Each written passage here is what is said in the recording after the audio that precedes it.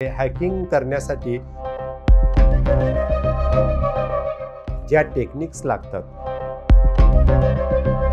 हे user name आणि password हे चोरण्याचा प्रयत्न होतो. तुमचा कॉम्प्युटर हॅक केल्यानंतर हे सायबर सिक्युरिटीमध्ये पदवी. नमस्कार. सायबर सिक्युरिटी हा शब्द तुम्ही अनेकदा ऐकला असेल. तर सायबर सिक्युरिटी म्हणजे नेमकं काय? अर्थातच हा आपल्या दैनंदिन जीवनाशी निगडित असा शब्द आहे. सध्या ऑनलाईन जग झालेला आहे आणि ऑनलाईन वावरत असताना फसवणुकीचे प्रकार सुद्धा तितक्याच मोठ्या प्रमाणावरती घडत आहेत. मग तो तुमचा कुठलाही डेटा असो, व्यावसायिक असो, उद्योग असो, सरकारी संस्था असो किंवा वित्तीय संस्था असो किंवा बँकिंग डिटेल्स असो, डेटा हॅकिंगचे प्रकार मोठ्या प्रमाणावरती घडत असतात आणि या सगळ्यामध्ये सायबर सुरक्षा ही अत्यंत महत्त्वाची असते. याच विषयावरती आपण Suryadatta international institute of cyber सिक्युरिटीचे प्राचार्य डॉक्टर आरिफ शेख यांच्याशी संवाद साधणार आहोत आणि सायबर सुरक्षा म्हणजे नेमकं काय, या सायबर सुरक्षा क्षेत्रामध्ये करिअरच्या संधी नेमक्या कशा आहेत, हे क्षेत्र नेमकं कसं आहे हे त्यांच्याकडून जाणून घेणार आहोत. यासोबतच डॉक्टर आरिफ शेख यांचे संगणक क्षेत्रामध्ये त्यांना 30 वर्षांचा अनुभव आहे आणि सायबर सिक्युरिटीमध्ये त्यांना 3 ते 4 वर्षांचा अनुभव आहे. सर, आपलं मनापासून स्वागत. सायबर सुरक्षा अत्यंत महत्त्वाची आहे आणि प्रत्येकाच्या जीवनाशी निगडित असा शब्द आहे. अगदी सुरुवातीलाच सांगाल की सायबर सुरक्षा म्हणजे नेमकं काय आणि हे क्षेत्र नेमकं कसं आहे? यासाठी आपल्याला सुरुवातीला सायबर आणि सिक्युरिटी हा प्रकार काय आहे हे समजून घेणं गरजेचं आहे. कारण ज्या लोकांना हा विषय नवीन आहे त्यांच्यासाठी मी असं सांगू इच्छितो की संगणक हा आपल्या सर्वांचा परिचयाचा आहे. आता कोणी असं नाही आहे की ज्याला संगणक माहीत नाही आहे. तर संगणक आपल्या आयुष्यामध्ये एक महत्त्वाचा घटक बनलेला आहे. आपण त्याचा वापर करतो.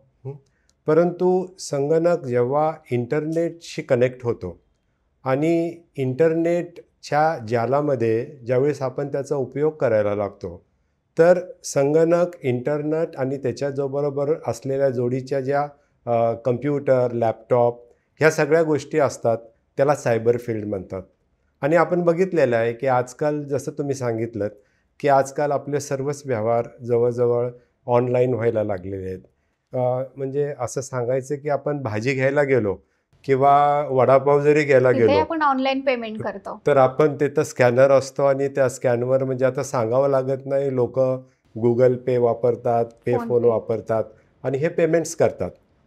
तर या प्रकारे हे डिजिटल वर्ल्डमध्ये तुम्ही पाहाल की आजच्या जगतामध्ये सर्वच गोष्टी ह्या आता डिजिटल आणि ऑनलाईन व्हायला लागलेल्या आहेत. त्यामुळं आपली उत्क्रांती खूप झालेली आहे. जसं आपण बघितलं की ॲमेझॉन, फ्लिपकार्ट किंवा बँकेचे व्यवहार, नंतर गव्हर्मेंटचे जे व्यवहार आहेत, हे सर्व व्यवहार जे आहेत ते ऑनलाईन झालेले आहेत आणि त्याचा फायदा पण होतो आहे आपल्याला. तात्काळ पैसे कुणाला पाठवायचे आहेत किंवा आपल्याला ज्या सेवा पाहिजेत त्या मिळायला लागलेल्या आहेत. परंतु याचबरोबर जे तुम्ही सांगितलं ते बरोबर आहे की या अनुषंगाने काही लोक त्याचा फायदा घेऊन लोकांना फसवण्याचे, लुबाडण्याचे प्रकार अतिशय वाढलेले आहेत. रोज तुम्ही जर पेपर उघडलात तर तुम्हाला ह्या गोष्टी दिसतील की एखाद्याच्या बँकेचे पैसे गेलेले आहेत, बँका लुटल्या गेलेल्या आहेत. म्हणजे कॉमन माणसाचं तर सोडा, की मोठमोठी लोकं जे आहेत त्या लोकांना देखील ह्या गोष्टीचा खूप त्रास होत आहे. तर ह्या अनुषंगाने हे सायबर क्षेत्र जे आहे त्या सायबर क्षेत्राला आपण सुरक्षा कशी प्रदान करू शकतो याच्यासाठी सायबर सिक्युरिटी या गोष्टीचा आपल्याला अभ्यास करणं गरजेचं आहे. त्यामध्ये 2 गोष्टी येतात. एक म्हणजे सायबर अवेअरनेस, जी आपण कॉमन लोक आहोत त्या लोकांनी काय काय केले पाहिजे, ज्या अनुषंगाने त्यांना ह्या सायबर गुन्ह्याच्या किंवा सायबर सिक्युरिटीच्या धोक्याच्या पासून आपल्या स्वतःचं संरक्षण करता येईल. आणि दुसरी गोष्ट म्हणजे ही जी सिक्युरिटी आहे, ही सिक्युरिटी प्रोव्हाइड करणारी लोकं ही कोण आहेत आणि त्यांनी काय केलं पाहिजे अशा अनुषंगाने आपण आजची मुलाखत ठेवूया आणि मी त्या दृष्टिकोनातून पहिला मुद्दा असा मांडतो की आपण सायबर सिक्युरिटीचे अटॅक्स जे असतात त्याबद्दल थोडंफार समजून घेऊया. याचे वेगळे वेगळे प्रकार आहेत. पहिला प्रकार जो आहे सायबर सिक्युरिटीचा त्याला आयडेंटिटी थेफ्ट म्हणतात. याच्यामध्ये काय होतं की तुमची जी ओळख असते ती ओळख ऑनलाईन ही खूप प्रायव्हेट असते. ती इतरांना अशी इझिली अवेलेबल न व्हायला पाहिजे असते. परंतु ही आयडेंटिटी थेफ्ट जे असतात ही लोकं जी हॅकर्स म्हणजे जे लोकं तुमच्यावर अटॅक करतात ती लोकं तुमची आयडेंटिटी चोरण्याचा प्रकार करतात आणि त्याच्यामध्ये तुमचे पासवर्ड जे असतात ज्या योगे तुम्ही तुमच्या गुगल पे म्हणा किंवा फोनपे किंवा तुमचं इंटरनेट अकाउंट असतं, ऑनलाईन बँकिंगचं अकाउंट असतं, त्या अकाउंटमध्ये घुसण्यासाठी तुम्हाला पासवर्ड लागतो आणि युजर नेम लागतं. तर हे युजर नेम आणि पासवर्ड हे चोरण्याचा प्रयत्न होतो आणि ते एकदा माहीत झालं की मग त्याद्वारे तुमचे जे पैसे असतात त्याचा हे लोक अपहार करू शकतात. तर हे झालं आयडेंटिटी थेफ्ट. त्यानंतर तुम्हाला काही वेळा असे मेसेजेस येतात किंवा मेल येतात की तुम्हाला लॉटरी लागलेली आहे किंवा तुम्हाला अमुक अकाउंटवर तुमच्या पैसे आम्हाला ट्रान्सफर करायचे आहेत, त्यासाठी आम्ही तुमची वाट बघतोय की तुम्ही तुमची माहिती पाठवा म्हणजे आम्हाला ते अकाउंटवर पैसे ट्रान्सफर करता येतील. हा प्रकार सोशल इंजिनिअरिंग अटॅकचा आहे. त्याच्यामध्ये स्पूफिंग आणि फिशिंग हे 2 प्रकार असतात, ज्याच्यामध्ये तुम्हाला बँकेचे अधिकारी किंवा इन्कम टॅक्सचे अधिकारी असल्याचं भासवून तुम्हाला फोन केला जातो किंवा नुकतंच आत्ता MSEB बिलिंगचं तुम्ही वाचलं असेल पेपरमध्ये की त्यामध्ये पण असं सांगितलं जातं की आज संध्याकाळपर्यंत तुमचं मीटर कट होणार आहे. तर तुम्ही ह्या खालच्या फॉर्मवर किंवा आम्ही सांगितलेल्या गोष्टीची माहिती पाठवा आम्हाला आणि लोक घाबरतात. किंवा दुसरी गोष्ट म्हणजे लोभ असतो की आपल्याला मिळणारे पैसे ह्यामुळे काय होतं, लोक माहिती ज्यावेळेस त्या फॉर्मवर टाकतात किंवा त्या मागितलेल्या ठिकाणी पोहोचवतात तर त्या अनुषंगाने ती लोक तुमच्या पैशाचा अपहार करू शकतात. तसंच हॅकिंग नावाचा एक जो प्रकार आहे हा टेक्निकल आहे. हॅकिंग हा असा साधंसुद्धा नाही आहे. हॅकिंग करण्यासाठी तुम्हाला त्या क्षेत्राची खूप चांगली माहिती असावी लागते.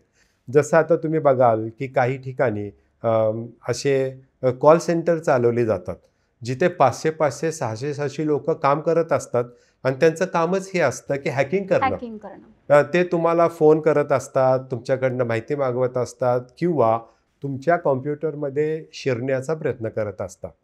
आणि आपण काय करतो, ज्यावेळेस हे कॉम्प्युटर परचेस करतो त्यावेळेस आपल्याला हे माहीत नसतं की त्या कॉम्प्युटरमध्ये असलेल्या काही युनिट्स ज्या असतात त्याला आपल्या स्वतःच्या पासवर्डची किंवा त्यांनी दिलेल्या पासवर्ड चेंज करण्याची आवश्यकता असते. मला असं वाटतं की खूप सारे लोकांना ह्या गोष्टी माहीत नसतात. आपण संगणक किंवा लॅपटॉप खरेदी करतो आणि तो तसाच वापरायला सुरुवात करतो किंवा आपण ज्यावेळेस त्याला इंटरनेटला कनेक्ट करतो तर त्यासाठी लागणारा राउटर असेल तर त्या राउटरचा युजर ID किंवा पासवर्ड हा जो आपल्याला तो सप्लायर देतो तोच चाललेला असतो. किंवा आपण समजा एअरटेल किंवा टाटा ह्यांची कनेक्शन घेतो, ते ज्यावेळेस येतात आणि आपल्याला ते पासवर्ड देतात तो पासवर्ड आपण तसाच चालवत असतो. ह्या अनुषंगाने कधी काय होतं की ते सर्व्हिसेस प्रोव्हाइड करणारी लोक ह्यांनी जर तो इन्फॉर्मेशन लीक केली तर ज्यांच्याकडे असे ऑनलाईन ट्रान्झॅक्शन्स असतात त्या लोकांना धोका होण्याची शक्यता असते. अत्यंत महत्त्वाची माहिती आहे ही. आपण फसवणूक असेल, हॅकिंग असेल याबाबतची तुम्ही अगदी मुद्देसूद माहिती सांगत आहात. मात्र विद्यार्थी जे हे करिअर निवडत आहेत सायबर सुरक्षा, तर त्यांच्या दृष्टिकोनातून कसं महत्त्व आहे आणि हे करिअर निवडणाऱ्यांसाठी नेमकं पुढे काय संधी आहेत? हो, तर काय आहे, सुरुवातीला जसं संगणकामध्ये लोक काय करायची 2 महिने 4 महिन्याचा कोर्स करून ह्या क्षेत्रामध्ये उतरण्याचा प्रयत्न करायची. तसंच तुम्ही बघाल की मी ज्यावेळेस संगणकामध्ये नवीन नवीन होतो तर माझ्याकडे येणाऱ्या लोकांना ज्यावेळेस मी विचारायचो की तुम्ही माझ्याकडे कॉम्प्युटर रिपेअर करायला आलेला आहात तर तुमचं काय बॅकग्राऊंड आहे. तर मला ते ऐकून आश्चर्य वाटायचं की ते 12वी किंवा बी.कॉम किंवा बी.एची मुलं असायची आणि त्यांना ज्यावेळेस मी विचारायचो की तुम्ही ह्या ठिकाणी या ठिकाणी हे काम कसं करू शकता तर ते म्हणायचे की आम्हाला जेवढं माहिती पाहिजे तेवढी माहिती ह्या कोर्समध्ये मिळते आणि त्या अनुषंगाने मग आम्ही हे काम करू शकतो. पण नंतर नंतर काय झालं की त्याच्यामध्ये आपण बी.ई, बी.टेक आणि डिग्री ह्या सगळ्या गोष्टीमध्ये ह्या गोष्टी शिकवल्या जावं लागल्या आणि त्याच्यामुळे लोकांना त्याची इत्थंभूत माहिती व्हायला लागली. त्यामुळे त्यामध्ये ज्या आपल्याला रिसर्च करायचा आहे किंवा पुढं जायचं आहे तर त्या अनुषंगाने लोकांनी मग त्या डिग्री मिळवायला चालू केल्या. ग्रॅज्युएशन म्हणा, पोस्ट ग्रॅज्युएशन आणि मग फॉरेनमध्ये जाऊन एम.एस करणे. आज मी तुम्हाला सांगू इच्छितो की सायबर सिक्युरिटीची जी आपली अवस्था आहे ती अशीच प्रायमरी अवस्था आहे की ज्याच्यामध्ये आत्ता माझ्याकडं सायबर सिक्युरिटी शिकवायला येणारी लोकं जी आहेत त्यांना असं डिग्री नाही आहे. त्या लोकांनी काही सर्टिफिकेशन्स केलेली आहेत किंवा कुठे कोर्सेस केलेले आहेत आणि त्या अनुषंगाने ते इथिकल हॅकिंग किंवा क्रिप्टोग्राफी हे करण्याचा प्रयत्न करतात. परंतु आता अशी वेळ आलेली आहे की सायबर सिक्युरिटीमध्ये पदवी आणि पदविका नंतर मास्टर्स डिग्री ह्या येऊ लागलेल्या आहेत आणि काही काही इन्स्टिट्यूट ज्या आहेत त्या या गोष्टीची माहिती लिमिटेड आहे आणि त्यामध्ये ॲडमिशन घेतल्यावर मुलांना त्यामध्ये करिअर करण्याच्या संधी उपलब्ध झालेल्या आहेत. तुम्ही अत्यंत महत्त्वाचा मुद्दा आता मांडलेला आहे. या सगळ्यामध्ये विद्यार्थ्यांकडे फक्त काही कोर्सेस उपलब्ध असतात. मग अशा सगळ्या संपूर्ण परिस्थितीमध्ये या सायबर सुरक्षा हा जो विषय आहे याचं सखोल ज्ञान मिळवण्यासाठी विद्यार्थ्यांसाठी कुठले अभ्यासक्रम आवश्यक आहेत आणि याच्यामध्ये विषय कोणते आहेत? आता मी असं सांगू इच्छितो की आम्ही सूर्यदत्ता एज्युकेशन फाउंडेशनमध्ये Suryadatta international institute of cyber security याच्यामध्ये सावित्रीबाई फुले पुणे युनिव्हर्सिटी यांचा एक पदवी अभ्यासक्रम सुरू केलेला आहे. त्याच्यामध्ये सायबर आणि डिजिटल सायन्स ह्याची आम्ही बॅचलर डिग्री त्यांना देतो. तर त्यामध्ये आम्ही त्या मुलांचं ओव्हरऑल जे तयारी आहे ते करून घेण्याचा प्रयत्न करतो. म्हणजे हा जो अभ्यासक्रम आहे तो सावित्रीबाई फुले पुणे युनिव्हर्सिटीकडून मान्यता प्राप्त आहे.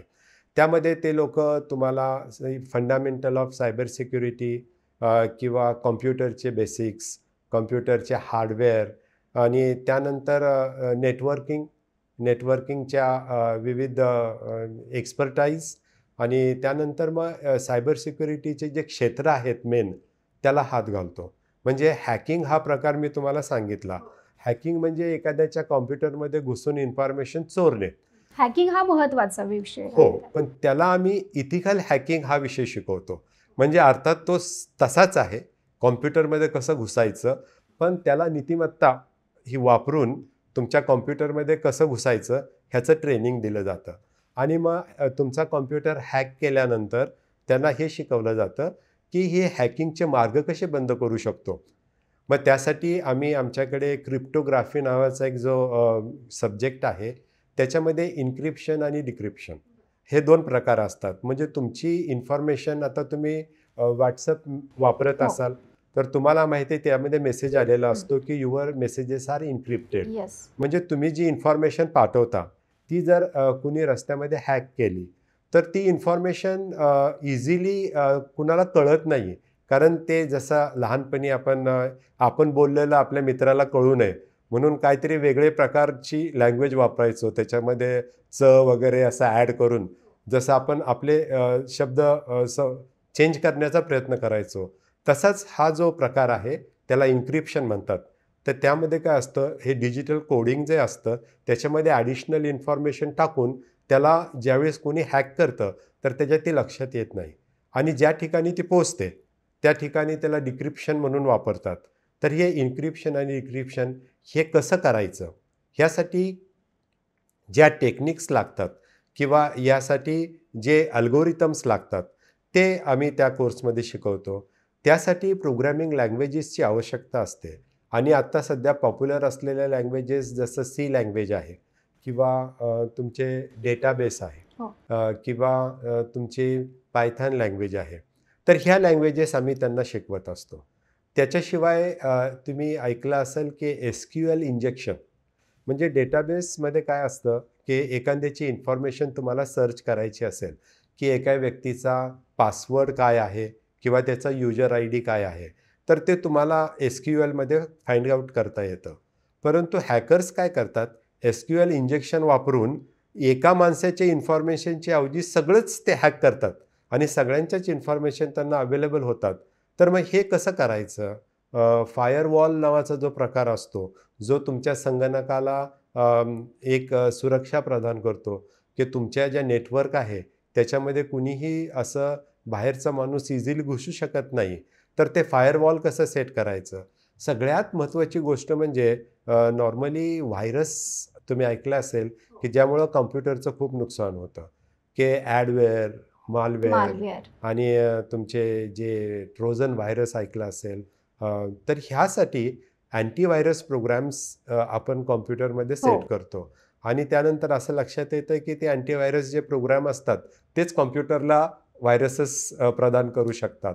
तर ह्या गोष्टी करत असताना आपण आपल्या कॉम्प्युटरला कसं सुरक्षित करू शकतो, यासाठी आजकाल खूपशा संस्था ज्या आहेत त्या याच्यामध्ये स्पेशलाइज्ड लोकं अपॉइंट करायला लागलेली आहेत. याच्यामध्ये शंका नाही आहे की हा इन्फॉर्मेशन टेक्नॉलॉजीची ही ब्रांच आहे, की जी सायबर सिक्युरिटी म्हणून ओळखली जाते.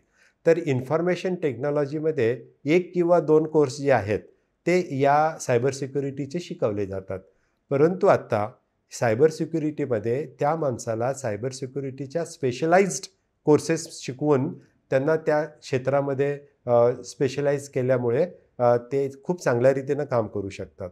तर मला असं वाटतं की इन्फॉर्मेशन टेक्नॉलॉजीच्या थ्रू सायबर सिक्युरिटी करणाऱ्या लोकांपेक्षा जी लोकं आजकाल सायबर सिक्युरिटीचे पदवी घेत आहेत किंवा मास्टर्स डिग्री करतायत किंवा BE करतायत किंवा BTech करतायत, त्यांना त्या अनुषंगाने जॉब अपॉर्च्युनिटीज जास्त आहेत. जॉब अपॉर्च्युनिटीचा विषय निघाला तर मी तुम्हाला सांगतो, की आता 2025 पर्यंत तुम्ही पाहाल, की या क्षेत्रामध्ये तुम्हाला ट्रिमेंडस रिक्वायरमेंट आहे. म्हणजे भारतातच नव्हे, तर USAमध्ये किंवा बाहेर मिलियन जॉब्स तुम्हाला दिसतील आणि पुढे जाऊन हे क्षेत्र इतकं वाढणार आहे किंवा एखाद्या क्षेत्रामध्ये आपण जितकी प्रगती करतो, त्याच क्षेत्रामध्ये तेवढं आपल्याला जॉब अपॉर्च्युनिटीज मिळत जातात. सर, तुम्ही आत्ताच जसा उल्लेख केलेला आहे, हे क्षेत्र प्रचंड मोठ्या प्रमाणावरती वाढतं आहे. अगदी त्याचप्रमाणे जसं की तुम्ही आत्ताच जो उल्लेख सुद्धा केला, की राष्ट्रीय आणि आंतरराष्ट्रीय स्तरावर सुद्धा हे जे शिक्षण आहे ते मोठ्या प्रमाणावरती त्याची व्याप्ती वाढते आहे आणि तशा पद्धतीने करिअरच्या संधीसुद्धा विद्यार्थ्यांसाठी उपलब्ध होत आहेत. तर सूर्यदत्त एज्युकेशन फाउंडेशनच्या माध्यमातून असेल आणि विशेषतः संस्थापक अध्यक्ष प्राध्यापक सर संजय बी चोरडिया सरांचं सुद्धा मार्गदर्शन कसं लाभतं आहे आणि कसा सुरू आहे वाटचाल? प्रोफेसर डॉक्टर संजय बी चौडिया सर जे आहेत, ते या विषयामध्ये खूप एक्सपर्ट आहेत. मी त्यांना पाहिलेलं आहे, की त्यांचे जे परदेश दौरे असतात किंवा त्यांची जी दिल्लीची व्हिजिट्स असतात, त्या खूपशा अशा वेगळ्या-वेगळ्या कमिटीवर ते आहेत आणि त्यांनी पर्टिक्युलरली ह्या ज्या पदवी अभ्यासक्रम त्यांनी चालू केलेला आहे, त्या अभ्यासक्रमाला त्यांनी एक वेगळ्या पद्धतीनं चालू केलेलं आहे. मी तुम्हाला असं सांगतो, की आत्ता आम्ही सावित्रीबाई फुले पुणे युनिव्हर्सिटीचा सिलेबस तर राबवतोच. त्याच्याशिवाय प्रत्येक वर्षी 20 त्यांना असे एक्स्ट्रा वर्कशॉप देतो प्रत्येक वर्षी, की ज्या अभ्यासक्रमामध्ये ज्या गोष्टी त्यांच्या कव्हर झालेल्या नाही आहेत बरं. आणि ज्या गोष्टी जरुरी आहेत किंवा नव्या येत आहेत, मग अशा गोष्टी त्यांना वर्कशॉपच्या द्वारे दिल्या जातात. तर असे 20 वर्कशॉप आम्ही आमच्या संस्थेमध्ये चालवतो. त्याशिवाय आम्ही प्रत्येक वर्षी 7 लाईफ स्किल सर्टिफिकेशन कोर्सेस त्या मुलांना देतो. त्याच्यामध्ये मी तुम्हाला सांगतो, की आम्ही त्यांना इंग्लिश कम्युनिकेशन किंवा बिझनेस एटिकेट्स किंवा एंटरप्रेन्योरशिप, अगदी योगा, झुंबा आणि त्यांच्या स्पोर्ट्स डेव्हलपमेंटसाठी सर्टिफिकेशन कोर्सेस त्यांना प्रदान करतो. आणि आमच्या कॉलेजला जे इन्स्टिट्यूटमध्ये असे सर्टिफिकेशन्स आहेत की जे लंडन प्रोफेशनल टेक्नॉलॉजी LAPT नाव आहे त्याचं, London academy of professional technology, त्यांच्याबरोबर आमचा MOU आहे, GIS बरोबर MOU आहे आणि अशा खूप साऱ्या संस्थाबरोबर MOU आहे की ज्यांचे सर्टिफिकेशन कोर्सेस देखील आम्ही मुलांना प्रदान करतो आणि जेणेकरून पदवी घेतलेली मुलं जॉबसाठी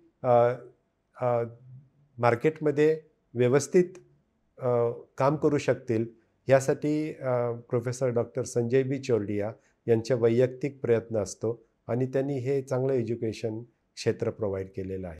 सर, अगदी शेवटचा प्रश्न, हे क्षेत्र ज्या विद्यार्थ्यांना निवडायचं आहे किंवा हे क्षेत्र जे विद्यार्थी निवडत असेल तर इन्स्टिट्यूटच्या माध्यमातून कुठलं संकेतस्थळ उपलब्ध आहे आणि विद्यार्थ्यांसाठीच तुम्ही काय मोलाचा सल्ला द्याल?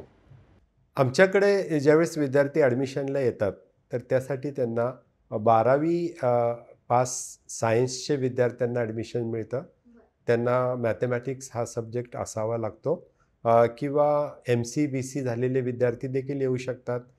डिप्लोमा केलेले विद्यार्थ्यांना देखील ॲडमिशन मिळतं आणि मूळ म्हणजे जे आमच्या महत्त्वाच्या रिक्वायरमेंट्स आहेत आणि आमचे फॉर्म्स जे आहेत ते आम्ही आमच्या संकेतस्थळावर उपलब्ध करून दिलेले आहेत. कुठली वेबसाईट आहे ती तुम्ही सांगू शकाल? आमची वेबसाईट आहे www.suryadatta.org.in या वेबसाईटवर किंवा www.siics.org.in या वेबसाईटवर त्या माहिती उपलब्ध होऊ शकतील. अगदी विद्यार्थ्यांना काय मोलाचा सल्ला द्याल, काय मार्गदर्शन कराल? मुलाचा सल्ला आणि मार्गदर्शन हे आहे की ह्या क्षेत्रामध्ये जर तुम्हाला उतरायचं असेल तर तुम्हाला या क्षेत्राची माहिती ज्या प्रकारे मिळू शकेल त्या प्रकारे घेऊन तुम्ही या क्षेत्रामध्ये आपलं करिअर करा आणि ज्या लोकांना या क्षेत्रामध्ये करिअर करायचं नाही आहे परंतु ऑनलाईन ट्रान्झॅक्शन करायचंच आहे तर त्यांनी कमीत कमी सायबर अवेअरनेसचा प्रोग्राम करणं जरुरी आहे किंवा सायबर सिक्युरिटी काय आहे हे जाणून घेणं जरुरी आहे.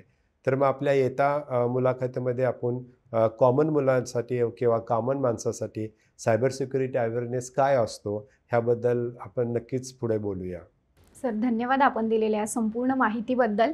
Suryadatta international institute of cyber सिक्युरिटीचे प्राचार्य डॉक्टर आरिफ शेख यांनी सायबर सुरक्षा याच विषयावरती अत्यंत मोलाची आणि महत्त्वाची माहिती दिलेली आहे, जी या क्षेत्रामध्ये करिअर करू इच्छिणाऱ्या विद्यार्थ्यांसाठी नक्कीच मोलाची आणि महत्त्वाची आणि तितकीच उपयुक्त ठरणार आहे.